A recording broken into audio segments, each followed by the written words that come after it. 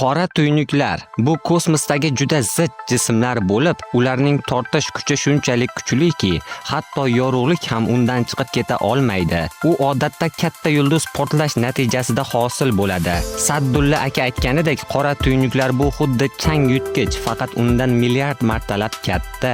Hammaga salom qadrli do'stlar. Siz Cheksizlik kanalidasiz. Bugun biz yangi aniqlangan va eng asosiysi Yer sayyorasiga yaqin joylashgan qora tuynuklar haqida gaplashamiz. Qora tuynuklar, ularning aksariyati shunchalik uzoqki, ular haqida xavotirga tushishning hojati yo'q. Ammo bu safar bunday emas. Sizni Gaia BH1 bilan tanishtiraman. Bu bizning quyosh tizimimizdan unchalik uzoq bo'lmagan ulkan qora tuynuk. Aniqlik kiritadigan bo'lsak, u bizdan atiga 1600 yorug'lik yili uzoqlikda joylashgan. Bu masofa katta tuyulishi mumkin, ammo u boshqa barcha ma'lum qora tuynuklardan ancha yaqin. Eng yomoni esa biz uni hozirgacha bilmasdik. U quyoshdan 10 baravar katta bo'lsa ham biz Gaia BH1 ni aniqlay olmagandik. Olimlar odatda bunday yirtqichlarni ularning yutayotgan gazlarni kuzatib topadilar. Bunday faol oziqlanayotgan qora tuynuklar faol qora tuynuklar deb ataladi. Ammo Gaia BH1 ulardan emas. Aslida u faol bo'lmagan qora tuynuk. U zulmatda yashirinadi va galaktika unga yutadigan kosmik materiyani tashlab berishini sabr bilan kutadi. Shunday bo'lsa-da, bir narsa Gaia BH1 ning mavjudligini fosh etdi. Bilganingizdek, koinotdagi aksariyat yulduz tizimlari bu ikkilik tizimlar. Ya'ni ular bitta emas, ikki yulduzdan iborat bo'ladi va bu yulduzlar bir-birining atrofida aylanadi. Bizning qora tuynuk qo'shnimiz ham ikkilik tizimning bir qismidir. Lekin bu tizimda ikkita yulduz emas, balki bitta yulduz va bitta qora tuynuk mavjud. Gaia BH1 o'zini yulduzdek tutib yashiringan edi va bu maxluq hali hech qanday gaz yoki materiyani yutmagan bo'lsa-da, u baribir o'zining yulduz sherigini oz bo'lsa-da o'ziga tortadi. Yaxshi harakat BH1, ammo biz baribir seni fosh etdik. Koinotda Gaia BH1 dan ham dahshatli qora tuynuklar bor. Ba'zilari shu qadar g'alati-ki, ular umuman mavjud bo'lmasligi kerakdek. Olimlar shunday tushunarsiz aql bovar qilmas qora tuynukni aniqlashdi va unga kuchli nom berishdi. LB1. Bu qora tuynukdagi eng g'alati narsa shuki, u mavjud bo'lishi uchun juda ham katta.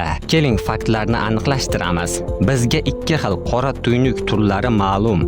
Yulduzga xos qora tuynuklar. Bular katta yulduzlar o'lganida yuzaga keladi va ular butun koinotda, jumladan bizning somon yo'limizga ham tarqalgan. Somon yo'lida ularning soni 1 milliardgacha yetishi mumkin. Bunday qora tuynuklar quyoshdan 10-24 baravar katta bo'ladi. Ikkinchi tur bu o'ta ulkan qora tuynuklar. Ular deyarli barcha galaktikalar markazida joylashgan, shu jumladan biznikida ham. Ular qanday hosil bo'lishini biz bilmaymiz, ammo ularning kattaligi tasavvurga sig'maydi. Ba'zilari quyoshdan milliardlab marta katta, ammo LB1 bu turlarning hech biriga to'g'ri kelmaydi.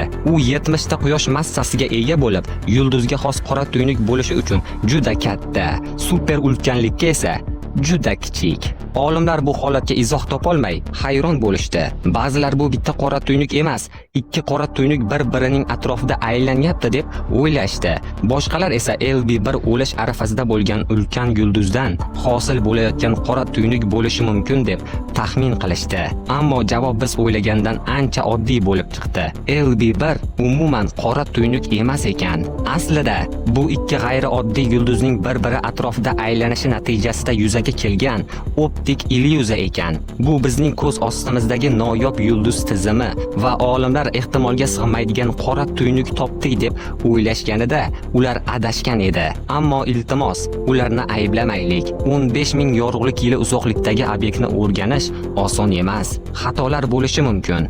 Yaxshi tomoni shundaki, LB1 qora tuynuklar haqidagi tushunchamizni ostin-ustun qilmadi. Lekin bu qora tuynuklar sizni hayratda qoldirishda davom etmasligini anglatmaydi. Somon yo'li markazida joylashgan qora tuynukni bilasizmi? Unga Sagittario A deyiladi. U 4,5 million ta quyosh massasi hajmida bo'lib, shunchalik katta va yorug'ki, biz hatto uni suratga ham tushira oldik. Somon yo'lining markazidagi qora tuynuk kameraga kulgan birinchi qora tuynuk bo'ldi.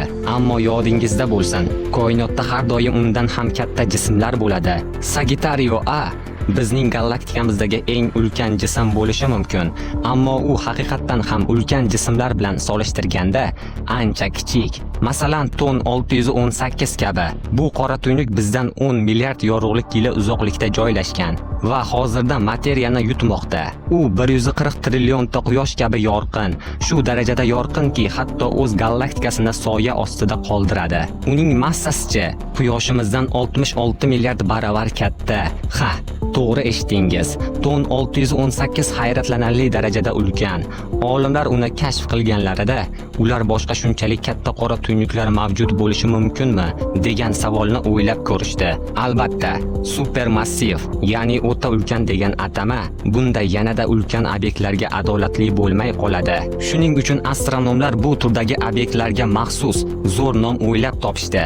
Stupendously large black holes, ya'ni beqiyos ulkan qora tuynuklar. Inglizlar qisqartirib SLAPS ham deyshadi. Yana bitta ulkan jism. Bu beqiyos ulkan jism Phoenix A galaktikasining markazida joylashgan va bizdan 8,5 milliard yorug'lik yili uzoqda. Buning qanchalik ulkanligini tasavvur qilish deyarli imkonsiz. Olimlarning fikricha u 100 milliard quyosh massasi hajmiga ega. Bu ayrim galaktikalardan ham katta va u o'sishda davom etmoqda. Phoenix A markazidagi ushbu qora tuynukning voqealar ufqi ham tushunib bo'lmas darajada ulkan. U quyosh va Pluton orasidagi masofadan 100 baravar keng diametrga ega. Agar siz SpaceX kosmik kemasida bo'lib, bu qora tuynukni kesib o'tmoqchi bo'lsangiz, bu safaringiz 2500 yil davom etadi. Ha, dahshatli. Bu slab bizdan shunchalik uzoq joylashganki, u butun quyosh tizimini yutib yuborishidan qo'rqishga hojat yo'q. Ammo Yerga nisbatan yanada yaqinroq joyda joylashgan yana ikki o'ta ulkan qora tuynuk mavjud va ular hozirda bir-biriga qarab harakatlanmoqda, ya'ni to'qnashuv yo'lida. Albatta, Yerga yaqin deganda 500 million yorug'lik yili masofani nazarda tutyapman. Bu uzoq, bilaman, lekin baribir biroz dahshatli va jiddiy gapirsak, ikki o'ta ulkan qora tuynuk to'qnashganda aynan nima bo'lishini bilmaymiz. Hech qachon bunday to'liq birlashuvga guvoh bo'lgan emasmiz. Olimlarning taxminicha, bu qora tuynuklar 200 million yil davomida bir-birining atrofida raqsga tushib, oxir oqibat bir butunga aylanadi.